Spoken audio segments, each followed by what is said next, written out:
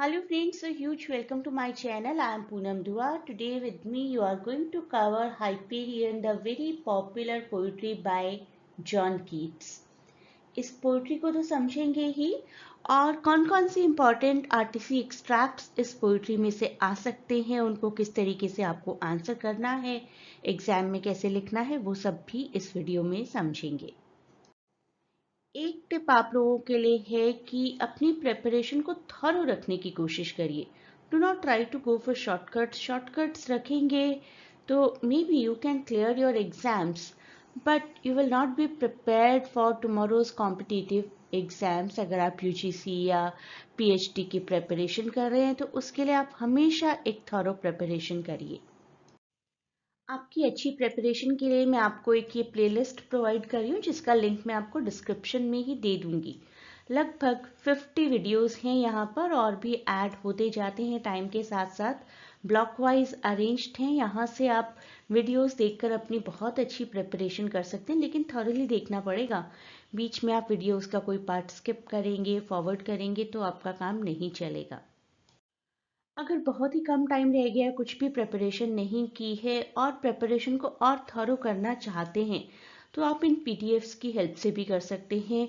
35 pages के ऐसे question है, टोटल 34 क्वेश्चंस मैंने आपको प्रोवाइड किए हैं। हर ब्लॉक की पोइट्री का एनालिसिस है 82 पेजेस का और इम्पॉर्टेंट एक्सट्रैक्ट्स जो फ्रीक्वेंटली रिपीट होते हैं 26 पेजेस के। इनका एक्सेस आपको मिलेगा और एक्सेस कैसे मिलेगा, उसकी इंक्वायरी कैसे करनी है, वो लिंक मैं आपको प्रोवाइड कर दूंगी। That will be a Telegram link. तो डिस्क्रिप्शन में सब कुछ क्लियरली लिखा होगा, प्लेलिस्ट का लिंक लिखा होगा and it will be written link to inquire for PDF. तो ठीक से देखिएगा लिंक को, अपनी रिक्वायरमेंट के हिसाब से आप लिंक्स को क्लिक करिए, इंक्वायरी करिए। अगर सिर्फ प्लेलिस्ट से आपका काम चलता है तो प्लेलिस्ट से अपना काम चलाइए। अगर आपको लगता है कि नहीं प्लेलिस्ट से समझ नहीं आ रहा है, you can also ask for PDF. तो अभी बात करते हैं हाइपेरियन की। हाइपेरियन 1820 जॉन कीट्स की पोइट्री है। जॉन कीट्स जो कि ज़्यादा नहीं जी पाए, उनकी लाइफ ज़्यादा नहीं थी। जब भी आपको कोई भी ऐसे क्वेश्चन आए अगर इस पोइट्री से, तो थोड़ा बहुत आप कीट्स जी के बारे में भी लिखिए, उनका लाइफ स्पैन याद रखिए। वो सेकेंड जनरेशन के रोमांटिक पोइट थे, उनके साथ साथ और भी दो पोइट्स थे काफ़ी पॉपुलर, बैरॉन एंड शेले। इसमें से कोइंसिडेंटली शेले जी की भी जल्दी डेथ हो गई थी, उनकी डेथ ड्राउनिंग से हुई थी।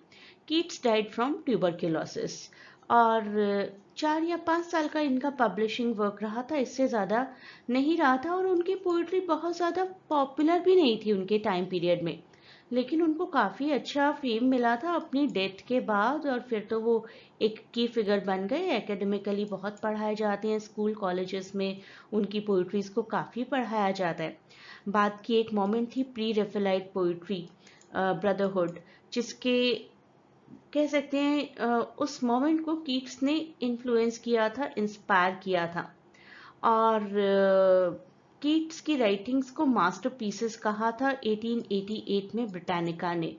तो वी कैन से कि चाहे उन्हें फेम नहीं मिला अपने लाइफ टाइम में, लेकिन स्टिल एरोनिकली वो इतने पॉपुलर हो गए कि अब इंग्लिश लिटरेचर में किसी भी यूनिवर्सिटी में या स्कूल्स में उनको कहीं ना कहीं कोई ना कोई प्लेस ज़रूर मिला है। तो अगर आपको बहुत ज़्यादा याद नहीं रहता है जॉन कीट्स के बारे में, तो इस तरीके से अपनी लाइंस को लिख लीजिए। English poet of second generation romantic poet with lord Byron and PB Shelley, and उनकी पोइट्रीज 4 ईयर से ज़्यादा पब्लिकेशंस में नहीं रही थी, लेकिन बाद में पॉपुलर हो गई थी। He died of tuberculosis at the age of 25। अब बात करते हैं हाइपेरियन की। हाइपेरियन उनकी कंप्लीट पोइट्री नहीं है, काफ़ी हद तक इम्प्रेस्ड है, इंस्पायर्ड है पैराडाइज लॉस्ट से, जॉन मिल्टन की। उसी तरीके से एक एपिक पोइट्री है, ऑल दो कंप्लीट नहीं है। It was published in Lamia Isabella the Eve of Saint Agnes and other poems, इस कलेक्शन में पब्लिश हुई थी और ग्रीक माइथोलॉजी के एक इंसिडेंट टेटानोमेकिया पर बेस्ड है। डिस्पेयर दिखाती है टाइटन्स गॉड्स का after they fall to the Olympians. कुछ गॉड्स की, टाइटन्स और ओलंपियंस की आपस की वॉर और उसमें डिफीट टाइटन्स गॉड का, उस इंसिडेंट को हाइपेरियन पोइट्री हमें दिखाती है। ग्रीक मैथोलॉजी को थोड़ा सा समझेंगे ना, तब हमें ये पोइट्री अच्छे से समझ में आएगी। पहले तो छोटा छोटा ये समझते हैं कि दो ग्रुप्स थे गॉड्स के, Titans and Olympians. Titles older generation and Olympians new generation. इन दोनों जनरेशन्स ने एक वॉर लड़ी ये देखने के लिए कि हम में से कौन ज़्यादा डोमिनेंट है और जो दूसरे ग्रुप को हरा देगा वो पूरे वर्ल्ड पर, पूरे यूनिवर्स पर अपना राज करेगा। Titans older generation of gods who initially ruled the earth, planets के साथ और नेचुरल फोर्सेस के साथ एसोसिएटेड थे। ओलंपियस यंगर जनरेशन ऑफ गॉड जो कि शुरुआत में माउंट ओलंपस के साथ एसोसिएटेड थे, और उनका जो डोमेन था that was more human centred aspect of life. मतलब इस दुनिया में क्या लाइफ है, इंसान है, बेसिकली उनके लिए गॉड बनना was the purpose of Olympians. अब वॉर हुई इन दोनों के बीच में, टाइटन्स के बीच में, ओलंपियंस के बीच में। उस वॉर को फेमसली टिटानोमिकी बोला जाता है, और दी वॉर्स ऑफ टाइटन्स ऐसा भी बोला जाता है। War took place at a particular place called ancient Thessaly. अगर आप याद रख सकते हैं तो नाम जरूर याद रखिए, भूल जाते हैं तो it is okay, you can just write की the war took place between these two generations of gods and lasted for 10 years. The Olympians led by Zeus won the war and defeated the Titans. अब जो पहले से राज करते आ रहे हैं सालों से, उनको तो सोचिए कितना बुरा लगा होगा कि एक यंग जनरेशन ने हमें हरा दिया है। तो उनके कुछ इंपॉर्टेंट वॉरियर्स को इम्प्रिजन कर दिया गया और the war was one by Olympians. अब नया गॉड बनना था ओलंपियंस को।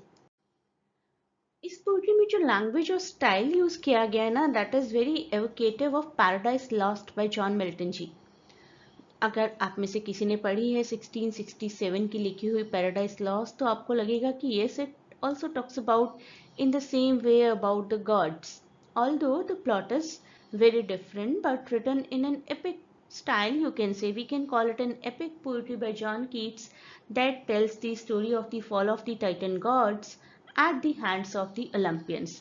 पोम का बेस देखिए, हाइपेरियन गॉड के बारे में ज्यादा है ये poetry, centralized towards Hyperion and feelings of Hyperion and his downfall by the hands of god Apollo, the god of knowledge and the god of poetry. और किस तरीके से अपनी पोजीशन लूज होने से ह्यूमन सफरिंग कैसी होती है, और कहीं ना कहीं उसमें कोई ना कोई लर्निंग भी होती है। जब भी हम किसी लॉस में होते हैं, दुख तो होता है, ऑफ कोर्स दुख होता है, लेकिन उसके साथ साथ कहीं ना कहीं एक लर्निंग, एक एक्सपीरियंस भी आता है, and that experience of Hyperion we come to know through this poetry. अब समरी समझते हैं। अभी तक तो हम लोग इंट्रोडक्शन देख रहे थे, और हाइपेरियन हमारे सेंट्रल कैरेक्टर हैं, सन गॉड हैं for Titans, the earlier breed of gods जो कि डिस्प्लेस किए गए हैं ओलंपियंस के द्वारा।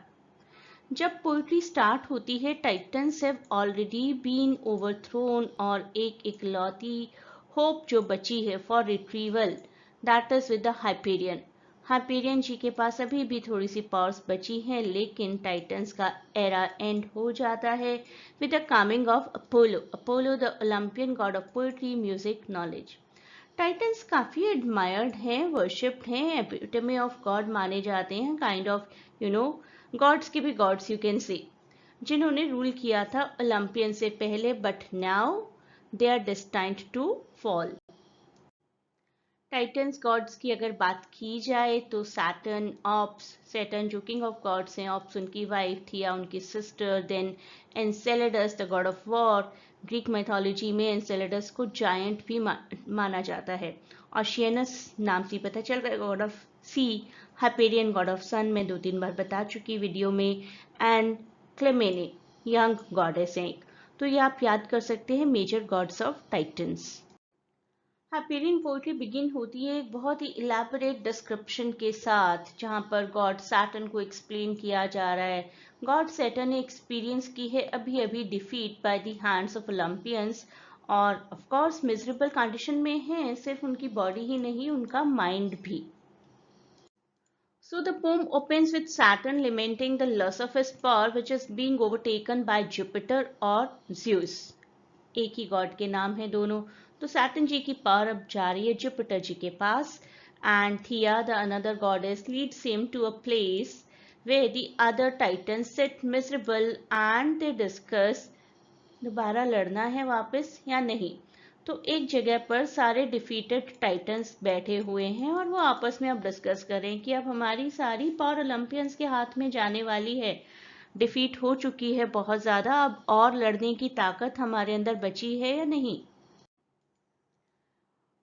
तो आगे बढ़ते हैं और देखते हैं अब क्या हुआ है। ओशियनस जो कि गॉड ऑफ सी है, टाइटन गॉड, वो डिक्लेयर करते हैं कि अब बस बहुत हो गया, अब हमें सरेंडर करना चाहिए और उनकी पावर चली जाएगी नेपच्यून के पास जो कि नए गॉड ऑफ सी हैं, ओलंपियन गॉड ऑफ सी। पहले ओशियनस गॉड ऑफ सी थे, लेकिन एनसेलेडस जो कि टाइटन्स के गॉड है, डिफीटेड साइड के जायंट कह सकते हैं आप, वो अभी भी विलिंग है कि किसी ना किसी को लड़ना चाहिए, although he himself is defeated and is powerless. लेकिन सभी टाइटन्स को कहते हैं कि क्यों नहीं हम और ट्राई कर रहे हैं, हमें दोबारा ट्राई करना चाहिए, it is such a grand position, we are to be the god of universe. In the mean time हम हाइपेरियन जी के पैलेस की तरफ बढ़ते हैं और देखते हैं कि हाइपेरियन द ओनली टाइटन जो कि अभी भी पावरफुल हैं और अभी भी लड़ना चाहते हैं, जिद कर रहे हैं लड़ने की। Uranus, old god of sky and father of Saturn, encourage करते हैं उनको कि जहाँ पर सैटर्न और बाकी सब डिफीटेड टाइटन्स बैठे हैं वहीं जाकर बैठ जाओ, छोड़ो अब और नहीं लड़ना। लेकिन एनसेलेडस को अपनी हार स्वीकार नहीं है। Enceladus does not agree and urges them all to challenge the enemy और रिमाइंड करवाते हैं कि हाइपेरियन के पास अभी भी पावर बची है, ही स्टिल अनफॉलन। हाइपेरियन खुद भी आते हैं, लड़ने की कोशिश करते हैं, लड़ना चाहते हैं, लेकिन उन्होंने भी अपनी डिफीट एक्सेप्ट कर ली है। और यहीं पर हम टाइटन्स के साथ चलते हैं और देखते हैं कि with the arrival of Hyperion scene change हो गया है अब गॉड पोलो की तरफ। गॉड पोलो जो कि नए गॉड हैं, नए सन गॉड हैं, god of music, civilisation, culture, knowledge. God Apollo जो नए गॉड हैं, he is weeping on the beach. God Apollo अब रो रहे हैं एक जगह पर आकर, क्योंकि उन्हें पता है कि उनके सर पर काफ़ी रिस्पॉन्सिबिलिटीज़ आ गई हैं, लेकिन क्या वो उन रिस्पॉन्सिबिलिटीज़ को फुलफिल कर पाएंगे। यहाँ पर आकर निमोसिनी यानी कि गॉडेस ऑफ मेमोरी उनकी हेल्प करती हैं, उनको एनकाउंटर करती हैं, जिनको वो एक्सप्लेन करते हैं, अपोलो जी एक्सप्लेन करते हैं cause of his tears he is aware of his divine potential, लेकिन अनेबल हैं फुलफिल करने के।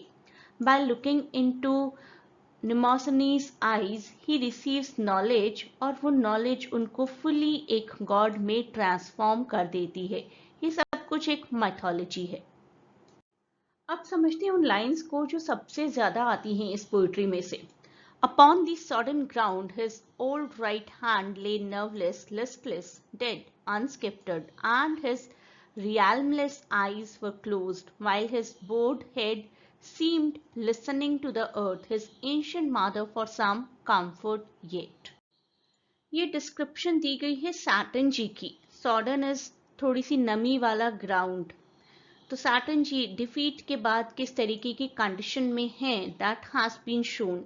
Saturn is the king of Titans, उनको बिल्कुल डिस्ट्रॉट, पावरलेस दिखाया गया है। He has lost the throne to Olympian gods and this reflects the theme of suffering in the poetry. किस तरीके से सफर कर रहे हैं सैटर्न गॉड और वॉटरी ग्राउंड पर बैठे हैं, उनका पूरा रियल्म टेकन अवे हो चुका है by the next generation of God and he is standing bowing head to the mother earth। कहीं ना कहीं शायद कोई उम्मीद है कि मदर अर्थ से कोई मदद मिल जाएगी। तो आप प्रिपरेशन कर सकते हैं मेरे इन 50 वीडियोस की हेल्प से, जिसकी प्लेलिस्ट का लिंक मैं आपको डिस्क्रिप्शन में दूंगी। और बेटर करना चाहते हैं अपनी प्रिपरेशन को, then surely go for PDF, जहां पर आपको प्रॉपरली आंसर मिल जाएंगे, किस तरीके से आंसर करने हैं। 30 एक्सट्रैक्ट्स मिलेंगे with proper context and detail and explanation, और आपको और कुछ पढ़ने की ज़रूरत नहीं पड़ेगी। आई नो OMG की जो बुक्स आती हैं इग्नू से, वो काफ़ी कॉम्प्लिकेटेड होती हैं, तो आपको बिल्कुल सिंपल वे में किस तरीके से इस सब्जेक्ट को अपीयर करना है, that you will come to know. ना सिर्फ इस सब्जेक्ट की, लगभग सभी सब्जेक्ट्स की पीडीएफ्स अवेलेबल हैं। अपकमिंग सेशन के लिए at present live classes join करने का टाइम नहीं है, फिर भी आप लोग लाइव सेशन ज्वाइन करना चाहते हैं तो एक बार कॉन्टैक्ट करके देखिए, अगर कोई बैच अवेलेबल होगा तो you will surely get the admission. A great good luck for the exams.